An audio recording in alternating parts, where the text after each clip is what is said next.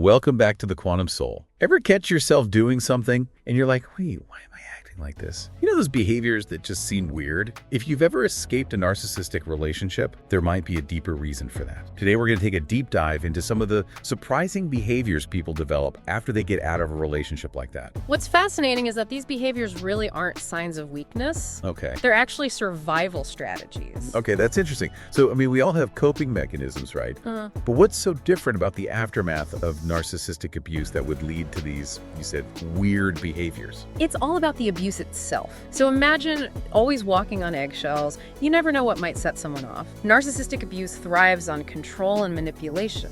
It's almost like they're twisting your reality until you doubt your own perceptions. So it's not just a bad breakup, it's like this constant erosion of your sense of self. Yeah, exactly.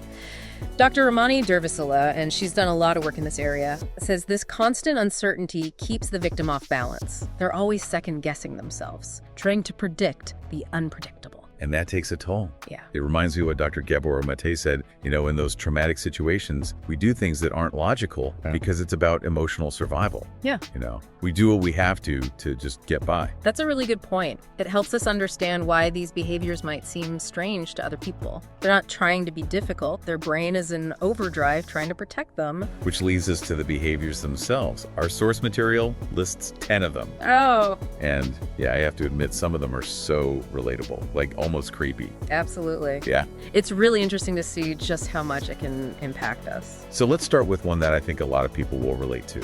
Like when you can't seem to give a straight answer and you just find yourself talking in circles. Oh, yeah. That one's so common. It's almost like people are afraid of being direct. They go off on these tangents, these long, rambling tangents. It can be frustrating to listen to, but when you understand where it's coming from, it actually makes a lot of sense. You spent so much time in a situation where every word you say is analyzed and scrutinized and could be used against you. Oh, for sure. Yeah. Dr. Robin Stern, actually, she wrote The Gaslight Effect, and she talks about how this kind of abuse can train you to doubt your own perceptions, your own thoughts. So it's like you're avoiding being direct as a way to protect yourself. Exactly, yeah. It's a shield from judgment and criticism, which was probably a constant in that relationship. So even when you're not in that relationship anymore, it's like you're still trying to appease that critical voice. Yeah, for sure. So if you find yourself, talking in circles like that, how can you start to change? Maybe try practicing direct communication in safe spaces, like maybe with a therapist or a really good friend.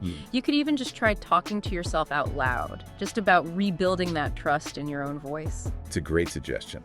Now, this next behavior might seem a little more obvious, but the connection to narcissistic abuse might surprise you. We're talking about, like problems with food. Yeah. Binge eating or restricting. That's a big one. Yeah. It's about that need for control, that sense of agency that was taken away from you. Because when you're constantly manipulated and gaslighted, you start to feel like food is one of the few things you can actually control, right? Exactly. Dr. Durvasula talks about how people in these relationships go through this emotional roller coaster. They can feel powerless. And then food becomes this way to cope, whether it's through the comfort of just binge eating or that, that sense of control you get through restriction. So it's not really even about the food itself. It's more about using it to manage these big emotions. Totally. It's a coping mechanism. And like with any coping mechanism, it becomes a problem if it's the only tool in your toolbox. So what are some healthier ways to deal with those underlying needs? It's important to remember that if you're trying to heal your relationship with food, it's probably a good idea to get professional help. Okay. But one thing you can start doing is just paying attention to what you eat and why. So paying attention to your triggers, those emotional triggers, and finding other ways to kind of soothe and nourish yourself. Yeah. Now, this next one might not seem like a behavior, but a lot of people who've survived narcissistic abuse say they experienced this. It's like adopting new personas. This is where it gets really interesting. It's not just changing your behavior. It's like you're always changing who you are to try and fit in, like a chameleon. Exactly. It goes back to what Dr. Mate was saying. In survival mode, you can lose touch with your true self. So you're so focused on just getting through each day that you don't have the energy to even figure out who you are outside of this bad dynamic. Yeah, and then when the relationship's over, you might keep doing it, changing your personality, opinions, even your interests. To match whoever you're with. Exactly, because you're still trying to avoid conflict, even if you're not in that situation anymore. It's a survival mechanism, I get it. But it's got gotta be hard to make real friends, genuine connections, if you're never really sure who you are. Totally. And that's something we're going to dive into a little bit later, how to break free from that pattern. Okay. But one thing to think about now is, when do you feel most yourself? Those moments when you can just be, without judgment or trying to be someone you're not. Exactly. Those are little glimpses of your true self, and they can be so powerful in helping you figure out who you really are. Wow, this is giving me a lot to think about already. Before we dive into more of these behaviors, I want to remind you to hit that subscribe button if any of this is resonating with you. And if you know someone who might find this helpful, please share this video. Spreading awareness about narcissistic abuse is so important. Absolutely. These patterns of behavior are just the beginning when it comes to understanding how this kind of abuse can impact us. Yeah, and we're just getting started. Stick with us. We'll be right back with even more insights into what happens after a narcissistic relationship. It's amazing how these little behaviors can actually tell us so much about what's going on in our minds. We've been talking about that need to please and avoid conflict, which is a big thing in narcissistic abuse, and how that can lead to adopting different personas. But that same thing can show up in another interesting way, like compulsive self-monitoring. You mean constantly analyzing everything you do, worried about saying or doing the wrong thing? I think a lot of people do that. Yeah. Even if they haven't been through narcissistic abuse, it's like you've got this security camera in your head that's always on, always judging. It's exhausting. And it comes directly from that constant criticism and invalidation that happens in these relationships. You're always being told that you're wrong, your feelings are wrong, so you end up doubting everything about yourself. So even when you're out of that environment, you're still stuck in this cycle of self-doubt, second-guessing yourself all the time. Exactly. You might overthink every little interaction, like, oh, was my tone of voice wrong? Were my facial expressions wrong? Terrified of messing up, and that's what Dr. Stern was talking about with gaslighting. You've basically been trained to believe that you can't trust your own judgment. So it's like you're trying to stop criticism before it even happens? Yeah, it's a defense mechanism, but man, it can be draining. You're not present in the moment. You're just stuck in your head, analyzing every little thing. So how do you break free? How do you start trusting yourself again? Well, mindfulness can be a really good tool. Just noticing when you're doing it, understanding the fear behind it, and slowly giving yourself permission to just be. To relax a little, to make mistakes, Yeah. to realize that it's not the end of the world if you're not perfect. It's like giving yourself the same kindness you would give to a friend. Exactly. Speaking of compassion, let's talk about another behavior that often comes from this need to control and protect yourself. Over-explaining. Oh yeah, I know that one. It's like someone asks you a simple question and you give them this huge answer with every little detail. And you just can't stop. That fear of judgment is always there, and the only way to fight it is to explain everything perfectly. It's almost funny, but it comes from a real place of insecurity. You've been silenced and invalidated for so long, it's like your voice is tiny. So you overcompensate. You give too much information. Even in everyday conversations, it's like you're trying to head off any possible misunderstanding. Makes sense when you put it that way. How do you stop doing it though? One thing to try is setting small goals. Instead of going on and on, try to summarize your thoughts in a few sentences. Like retraining your brain to believe that people can understand you, even if you don't explain every single thing. Exactly. And that leads us to another behavior that's become pretty common these days, compulsively Googling things. Oh yeah. Every little question, every doubt, every thought sends you down this rabbit hole of online research. I know it. And it's interesting because, having access to information can be a good thing, but it can also backfire, especially if you've been through narcissistic abuse. Because you're already prone to self-doubt and overthinking, and then the internet just makes it worse. Yeah, you start looking for validation, for answers, for someone who gets it. And maybe you find it, those connections, but you can get lost in all that information. Yeah. And instead of feeling better, you end up even more anxious and confused. Yeah. So how can you do online research in a healthy way when you're trying to heal? Setting boundaries is really important.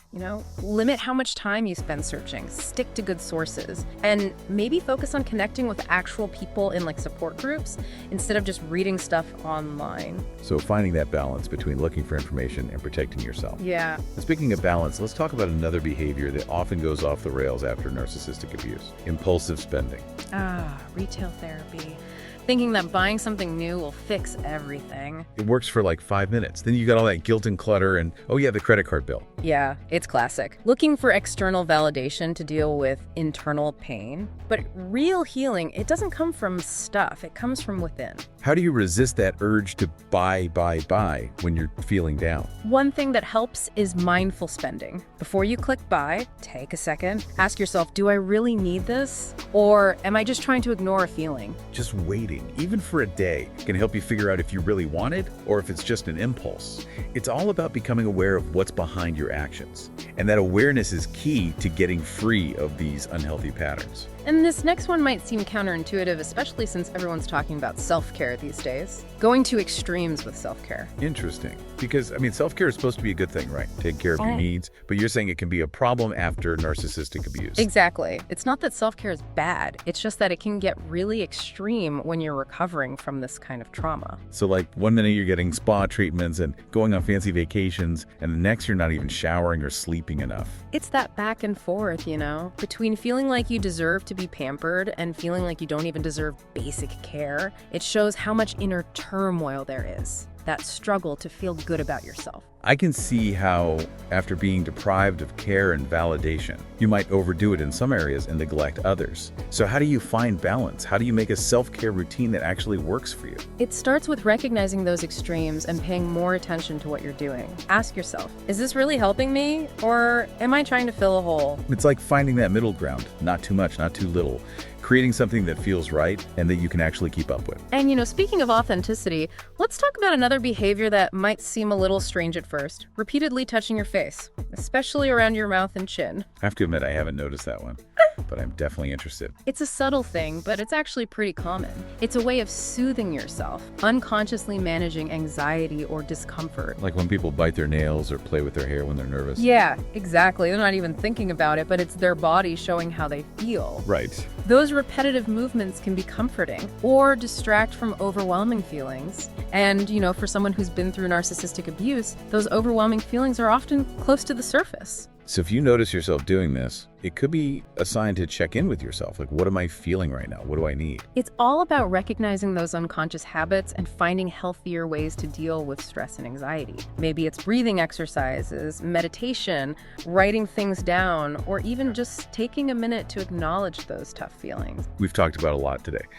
Before we get to the last few behaviors, I want to say to everyone who's listening and relating to these things, you are not alone. Hit that subscribe button if you're finding this helpful. And hey, if you know someone who might benefit from this, please share it. We need to talk about narcissistic abuse and how big of an impact it has. Totally. Understanding these behaviors is just the first step to healing and taking back your life. We'll be right back with even more insights on this important and often ignored topic. Welcome back to The Quantum Soul. We've been talking about some of those strange and confusing behaviors that can stick around after you've been in a narcissistic relationship. And, we've seen how those behaviors, those things like talking in circles and over-explaining, well, they're not like personal flaws. They're actually pretty clever ways that our minds deal with trauma. And I think the thing that's really surprised me is how relatable so many of these things are. It really shows just how common this kind of abuse is. Absolutely. So in this last part of our deep dive, let's talk about healing, because you might be thinking, okay, I see myself in some of these things. What do I do now? Right. It can feel overwhelming to even think about changing these patterns that are so deep. Where do you even begin? Well, I think the first step, and this is probably the most important one, is validation. Okay. Recognizing that these behaviors are normal reactions to a really messed up situation. No. It's not about beating yourself up and saying, what's wrong with me? It's about saying, hey, I've been through something really hard and it makes sense that it's affecting me. Because so many people who have survived narcissistic abuse blame themselves. They've been told over and over again that they're wrong, their feelings are wrong, so they start to believe it. Yeah, exactly. And that's why it's so important to get validation from other people, from a therapist maybe, or a support group, friends, family, anyone who can be understanding and say, hey, what happened to you was real. It's about reminding yourself that you're not crazy, you're not alone, and that's possible to heal. And that takes us to the next step, self-compassion. Treating yourself with the same kindness you would treat a friend who is going through the same thing. So like silencing that voice in your head that says, I should be over this by now. Exactly. Healing, well, it takes time, and it's not always a straight line. You're going to have setbacks. You're going to have breakthroughs. Be patient with yourself. You know, it's interesting to think about these behaviors and how they could be frustrating and confusing, but they also show how resilient we are. It's proof that we can adapt and survive even when things are really tough. I love that. It's not about forgetting what happened. It's about making it part of your story and recognizing how strong you had to be to get through it. It's like turning those wounds into wisdom. Okay, so you've got that validation, you've got that self-compassion. What are some things you can actually do to help yourself on this healing journey? Well, therapy can be really helpful, especially trauma-informed therapy. Okay. It gives you this safe space to process all those painful experiences, learn how to cope, and start trusting yourself again. What about things like mindfulness and meditation? You know, I hear a lot about how good they are for anxiety and trauma. Oh, yeah, those can be really helpful. They help you become more aware of yourself, more aware of those negative thought patterns, and they help you learn to calm your nervous system down. Because when you're always in that fight or flight mode, it's hard to, think straight and make good decisions. That's right. Mindfulness helps you create space between the thing that triggers you and your reaction, so you have more control. And there's so many ways to practice it. You know, yoga, walking in nature, writing in a journal, just breathing deeply, whatever works for you. The important thing is to find what you like and do it regularly. And I think it's important to remember that healing isn't just something you do on your own. You need connection. You need support from other people. So true. Having a good support system, friends, family, even online support groups, it can make a huge difference. Having people who get it, who can be empathetic and encouraging, that's incredibly healing. Yeah, it's like finding your people. The ones who see you, accept you, and support you no matter what. And it's also about setting boundaries with people who aren't supportive. The ones who downplay what happened, who try to drag you back into those unhealthy patterns, or who just suck the energy out of you. You have to protect yourself emotionally when you're healing. It's about creating that safe space for yourself, inside and out. You know, before we wrap things up, I think we should touch on how narcissistic abuse affects, everyone. It's not just a personal issue, it's a societal one. Right. It affects families, workplaces, communities, and ultimately the whole world. The more we understand about this kind of abuse, the better we'll be at stopping it from happening again and making the world a kinder, more understanding place. So everyone out there who's healing from this, you're not alone. You are strong, you're resilient, and you deserve to live a life free from abuse and manipulation. And remember, those weird behaviors you might be dealing with, those aren't signs of weakness. They're proof of how strong you are. You adapted. You survived some incredibly difficult things. What if we looked at those behaviors not as problems to fix, but as signs of how much we can grow and change? I love that. It's like shifting the focus from being a victim to being someone who's taking control. And if you're feeling inspired to learn more about this, we've got 2 awesome videos queued up for you right here on the screen. Click one and keep learning. And don't forget to subscribe and share this video to help spread the word and support other people who might be struggling. Until next time, keep searching, keep growing, and remember, you're worthy.